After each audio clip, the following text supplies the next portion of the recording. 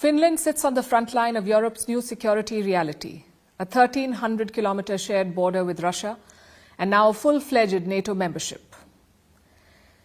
And at the center of the shift is President Alexander Stubb, former foreign minister, former prime minister, and now the man steering Finland through this volatile moment.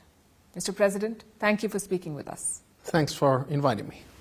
We will talk about geopolitics and security, but first I have to ask you this. What makes Finland the world's happiest country? And do you agree with the ranking? Yeah, I do. I think we're quite good at hiding it, because if you look at people on the street, they don't exactly, radiate smiles. But I think it's probably a combination of trust and security, then this very close attachment to nature. We're a big country, actually, of course not as big as India. But we have a lot of forests, lakes, archipelago, and sea. And then the final point in my mind is education and civilization. So this yearning for learning. And when you have that, I think you feel quite at ease with yourself. And if you have meaning in life, you end up being happy. This is probably the recipe that I, at least myself, follow. As president, does the ranking bring added pressure to keep topping the list every year? No, it doesn't. But it is nice. I think 8 years running, I don't know how long it's going to last. There's a little bit of a competition between us and the Danes. So I hope Finns keep on filling those forms as they have in the past 8 years.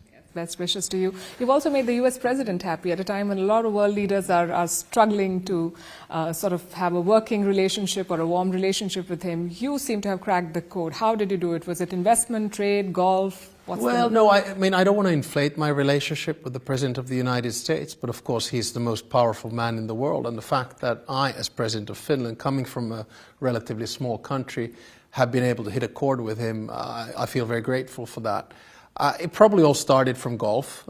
Lindsey Graham, senator, got us together in Florida, and I used to play golf quite seriously when I was young, so serious that I wanted to become professional, but then I kind of quit for 35 years. And I was the first foreign leader with whom he played golf, and we hit it off quite well. There's also, transactional relationship here, in the sense that the United States needs icebreakers, and we now have a deal on that. We're very good in technology. We work on that together. We bought 64 F-35s from the US. So, it's partially social and personal, and then partially really state-to-state based. Right, and he's famously lukewarm about NATO. You joined the alliance 2 years back.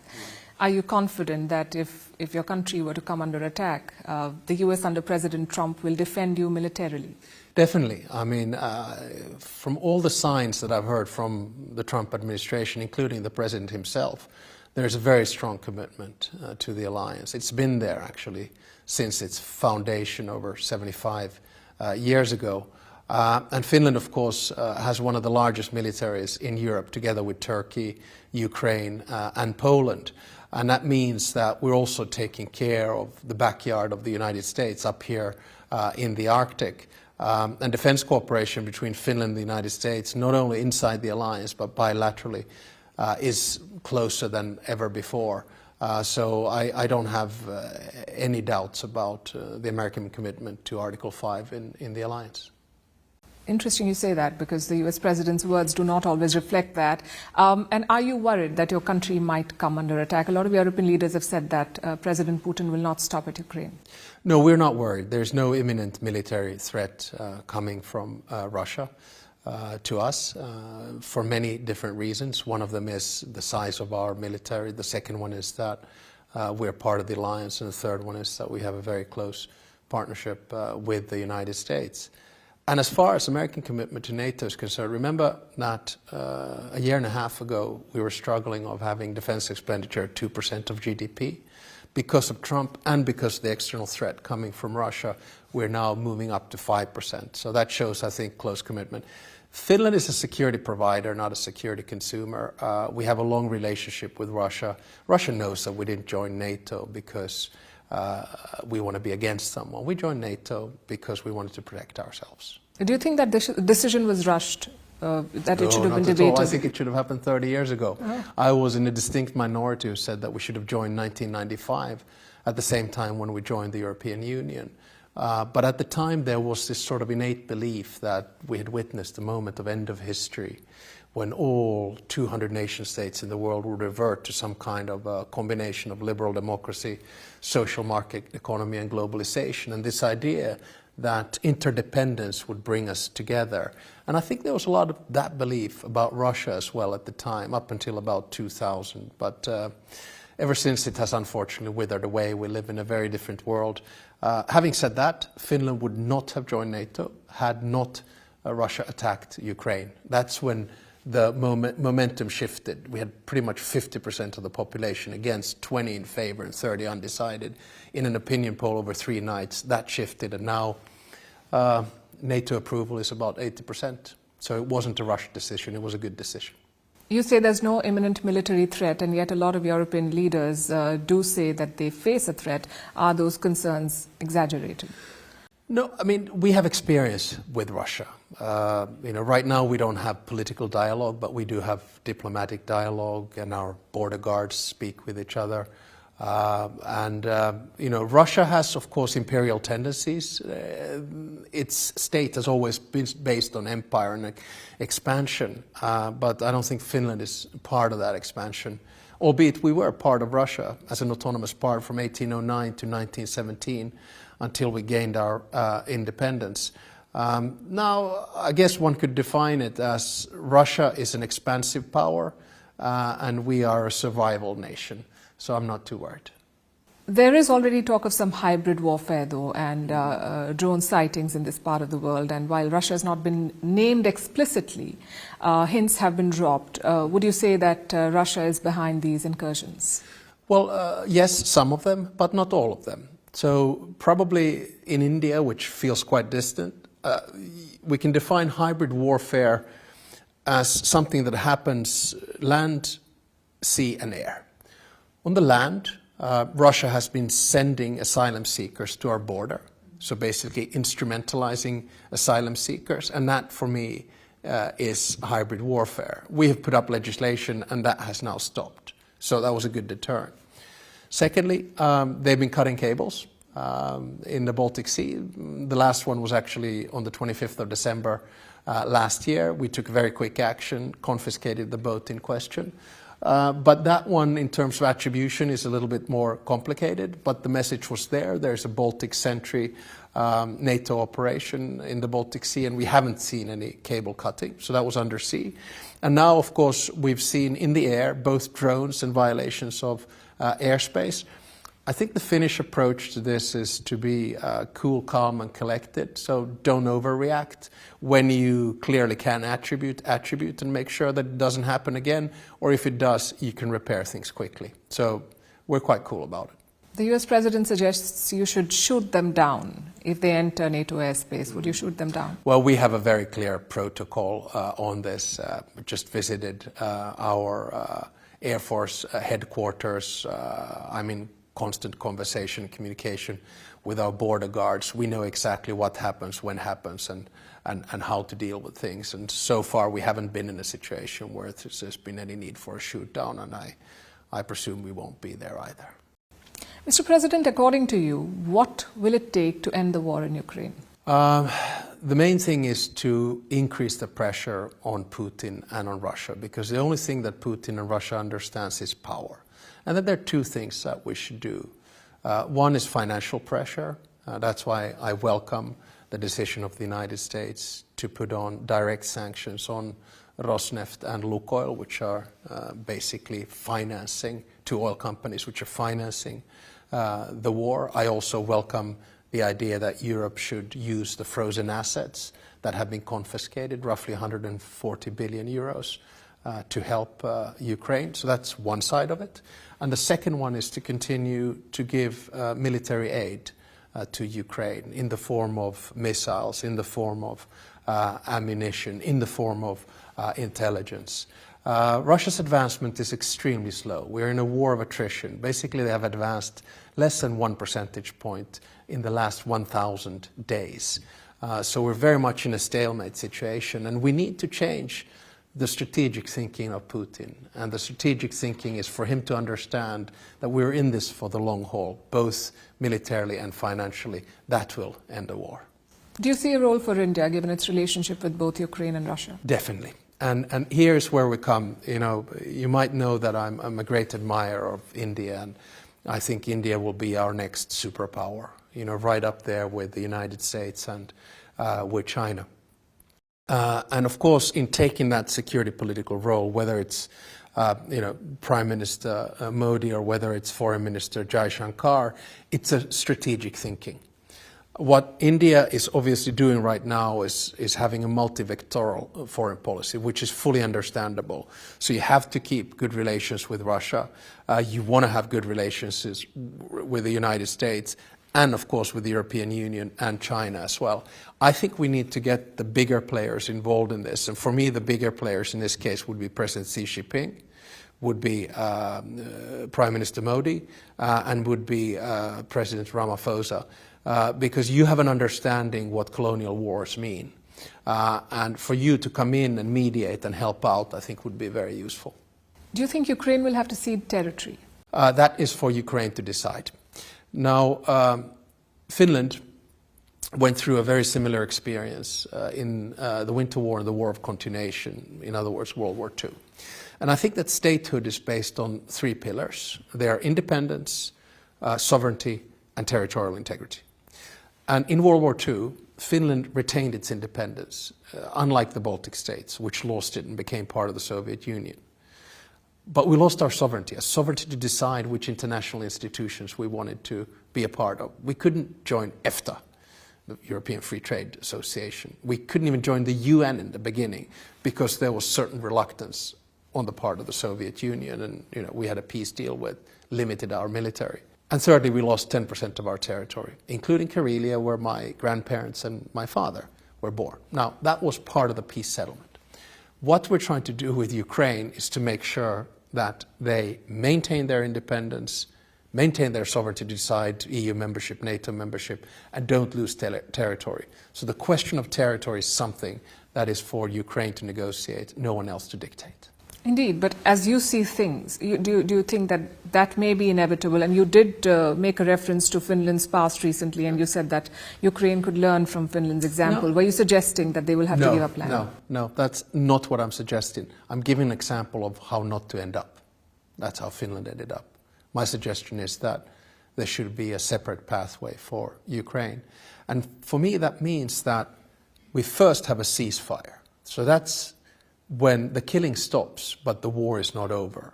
And that ceasefire realistically will begin at the line of contact, so as the borders are now.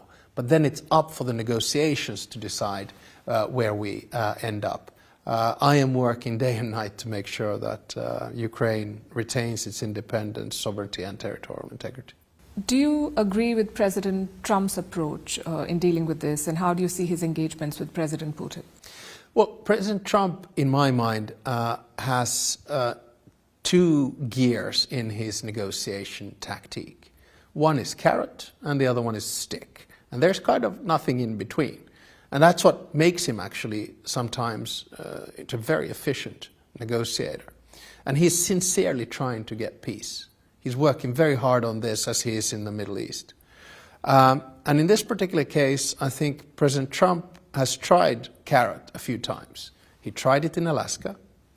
He tried it in a phone conversation with President Putin a couple of weeks ago. And he felt that President Putin had promised him something. But then, as always with Putin, President Trump was deceived. And he felt very frustrated. There's a reason why he wanted to work on security guarantees for Ukraine together with us Europeans. There's a reason why he wants a ceasefire at the line of contact, because he felt that Putin promised him that. But when that wasn't the case, he went for the stick. And the stick at this stage has been sanctions on Rosneft and Lukoil, and actually, as you have been very much involved as well, secondary sanctions on countries that buy oil from Russia.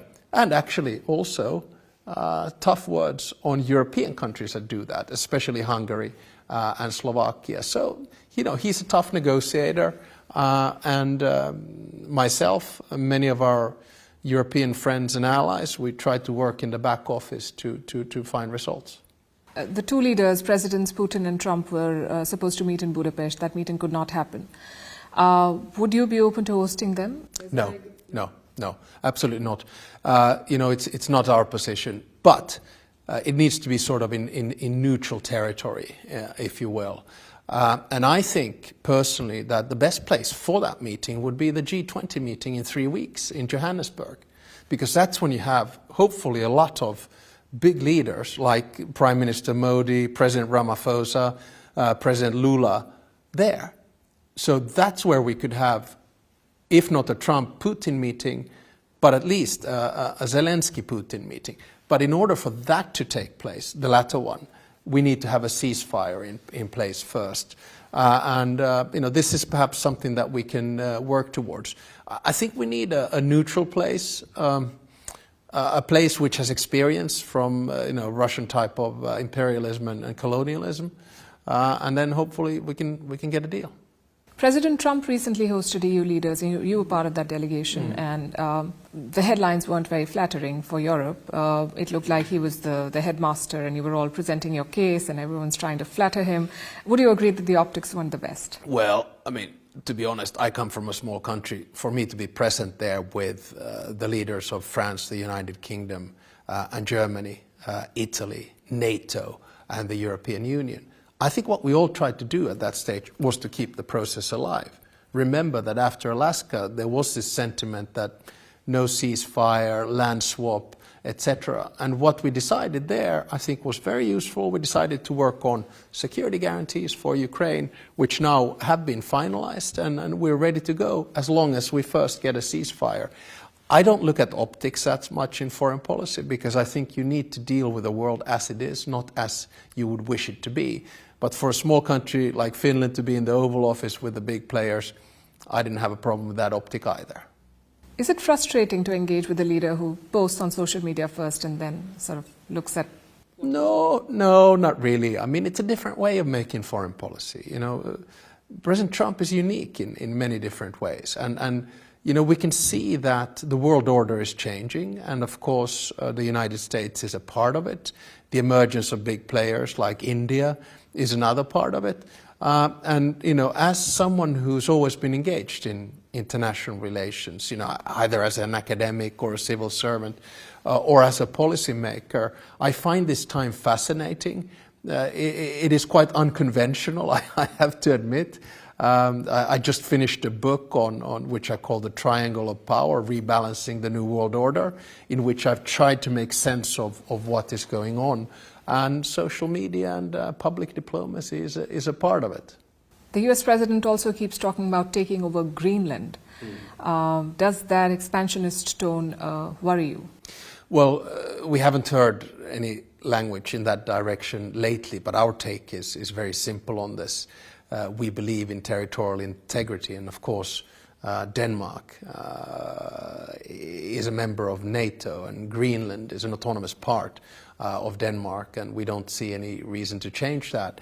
I think the messages that we've heard from the Danish government are the correct ones. In other words, during the Cold War, the United States had something like 20 military bases, and there's no reason they couldn't have that now. The Arctic is extremely important. And of course, we are an Arctic country. We know how to build icebreakers. We help out the United States to understand things Arctic. I think Greenland is part of that calculation. But Greenland decides on its own future. President Trump also hosted President Zelensky in mid-October, and reports suggest that it descended into a shouting match with the US president telling the Ukrainian president that you'll have to surrender or be destroyed. Do you know if that's what happened? We actually had a briefing call from President Zelensky right after that meeting, and there was no indication of the sort. Meetings in diplomatic circles can sometimes be, quite vibrant and activated. But I didn't hear anything of that sort. And sometimes, of course, there's a lot of hearsay, and then it becomes a headline, and then there are assumptions. But we're all adults in the room, so we deal with things and move on. Vibrant and activated are good adjectives. But by all accounts, would you agree, or does it appear to you that the US president is losing patience and forcing President Zelensky to take a deal? I think he's losing patience with President Putin. Not with the Ukrainian president? No, I mean, obviously there are issues that we're trying to sort and work out. And I think my job, coming from a country with an experience with the Soviet Union and coming from a country that has close affinity with Ukraine's heroic fight for independence, sovereignty and territorial integrity, it's my job to try to explain to other leaders, including President Trump, what this actually means. This is not only a struggle of independence and survival for Ukraine. I think this is a struggle of the free world, and hopefully we're all in this on the same side. Is a NATO membership off the table for Ukraine now? Not in my mind, but probably in the short run it is. So that's why we need to sequence things. First, Ukraine should become a member of the European Union and then eventually a member of NATO. And I think we also have to understand and be straightforward on this. This war has been a strategic failure for Putin. Remember what he tried to do. He tried to take over Ukraine, and he hasn't been able to do that in 4 years. His advances are minuscule.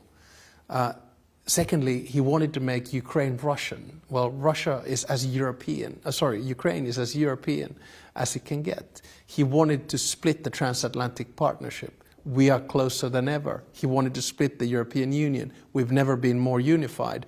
And on top of that, he wanted to prevent the expansion of NATO. And what happened? Finland and Sweden joined NATO. And Finland actually doubled NATO's border with Russia.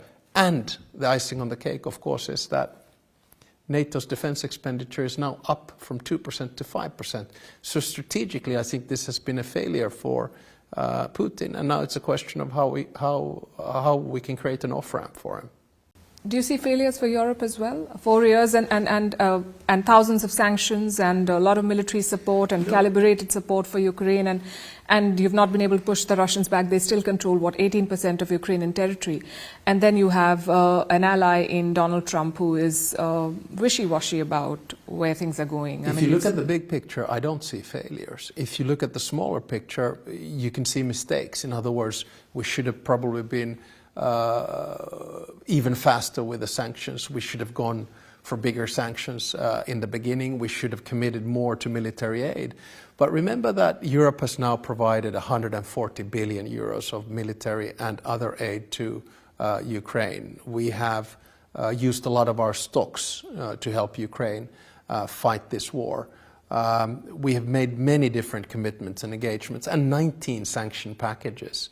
So, of course, you can always say that there should be more and faster, so that's the mistake. But as a failure, no, I think we've been able to help Ukraine to sustain this war where it is, of course, very undermanned. And yes, 18% of the territory, but most of it was acquired actually before the war started. So this has not only been a strategic failure for Russia, but also a military failure, and at a high cost of human life. Remember that they're losing 5,000 to 7,000 soldiers a week. Some die and others are wounded.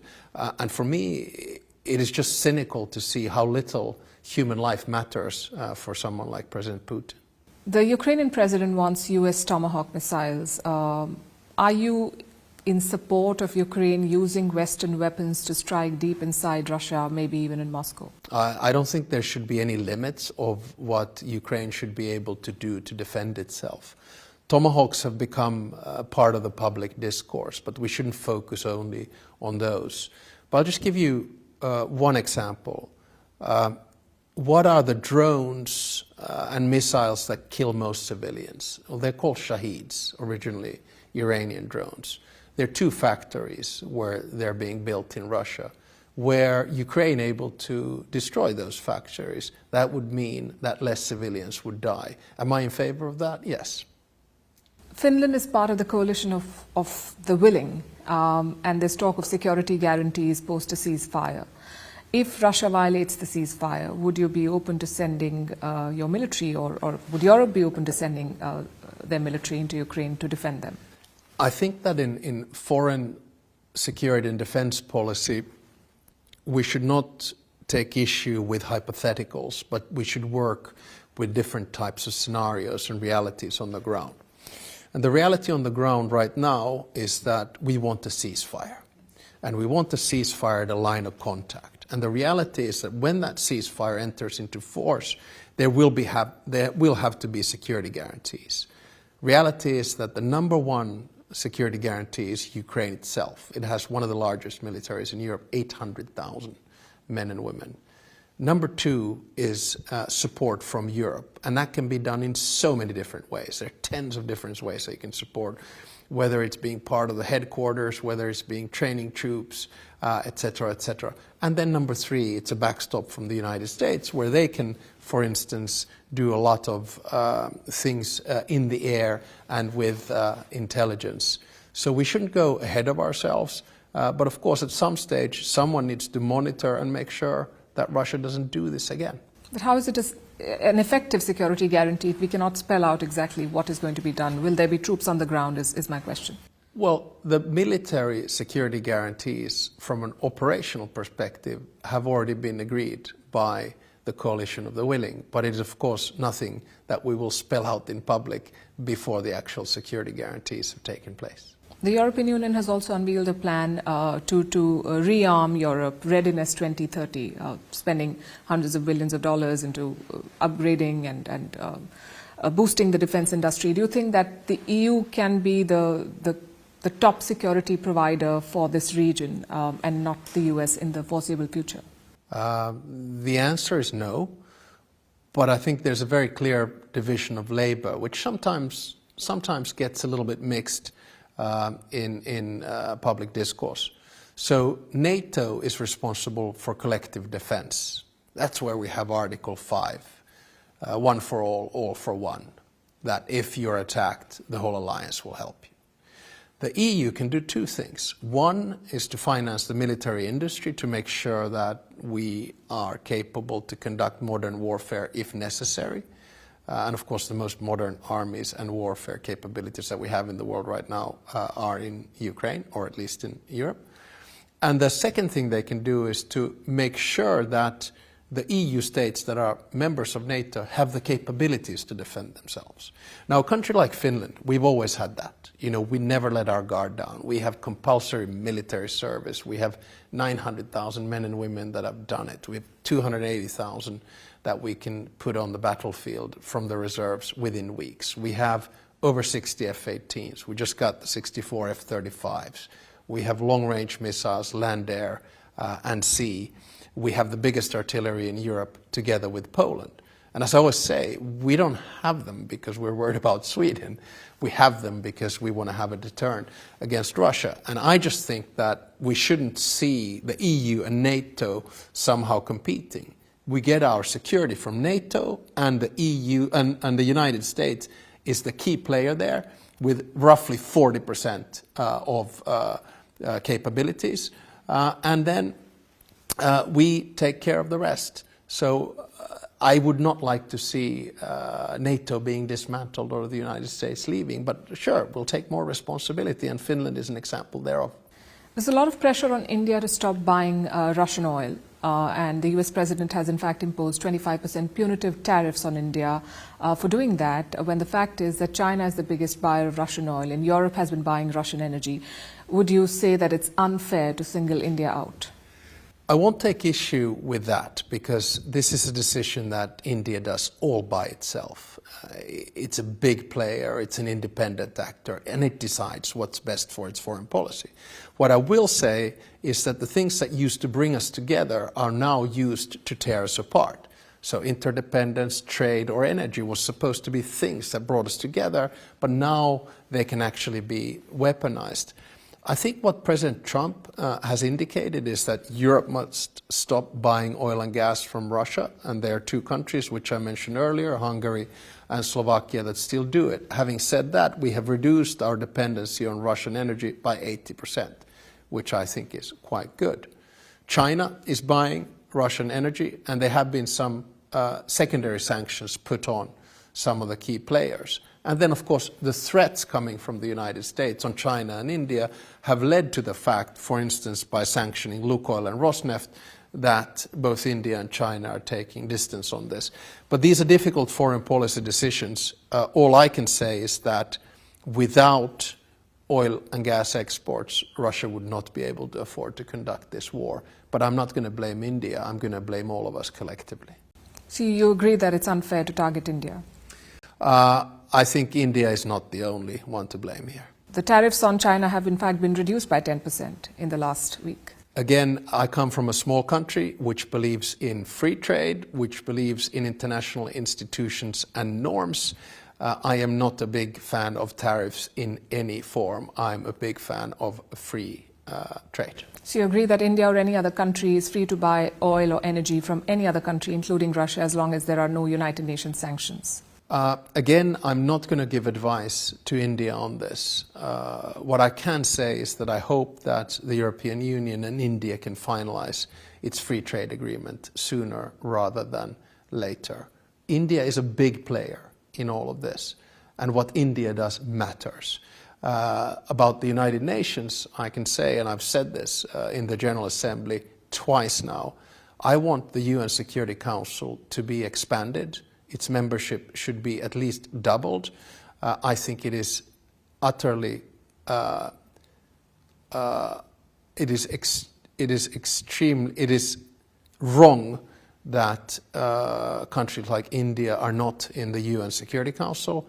I have suggested that we should have at least one member from Latin America, 2 from Africa, and 2 from Asia. Why? Because I believe in multilateralism, and because I think that if players like India don't feel that they have agency or skin in the game in the United Nations, the institution is going to continue to weaken.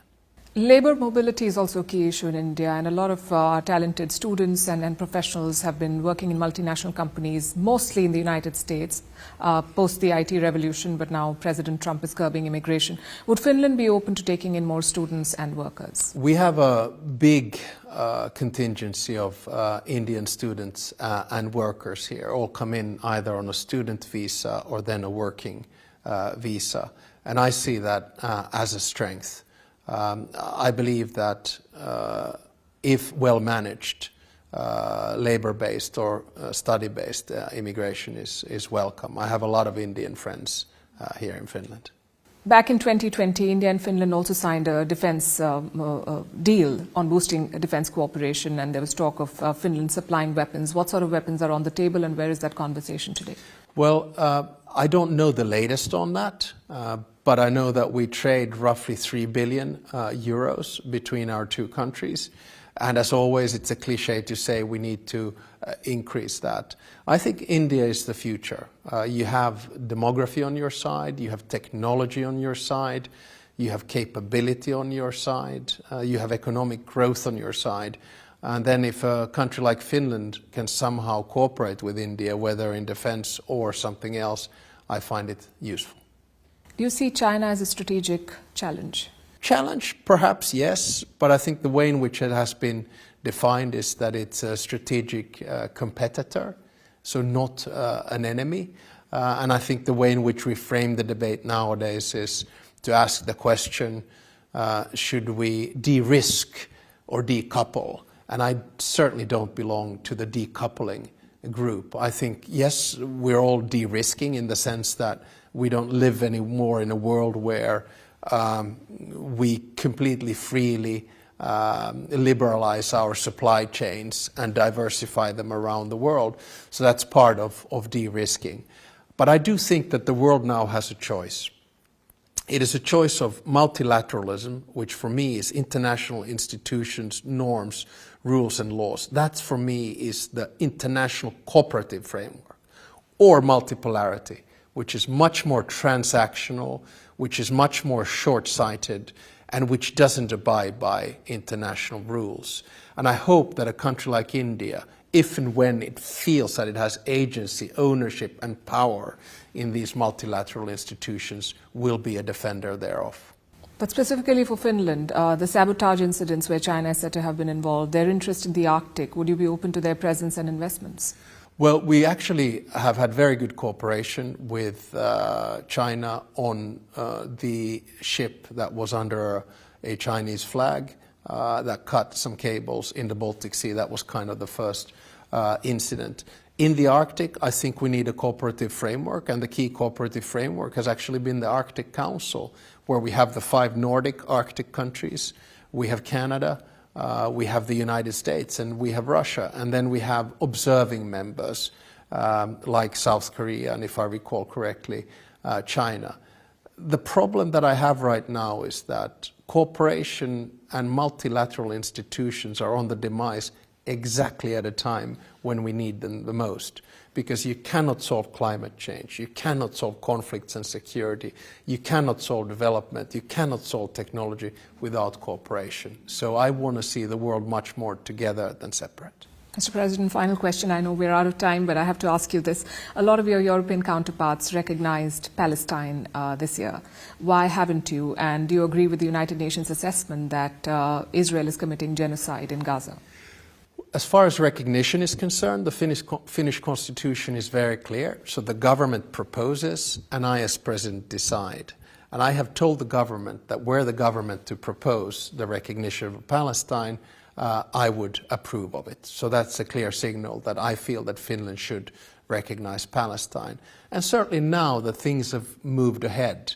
So Finland is for a two-state solution. We support the ceasefire, the 20-point ceasefire that has been pushed forward. And we hope that not only will it last, but phase 2 of this ceasefire will lead to peace negotiations and eventually a two-state solution. And when the timing is right, I'm sure the government is going to give me a proposal on recognizing Palestine as well. That is for the international courts and institutions and the United Nations to decide. We always abide by international rules and decisions. President Stubb, thank you for your time and for your perspective. My pleasure. Thanks a lot.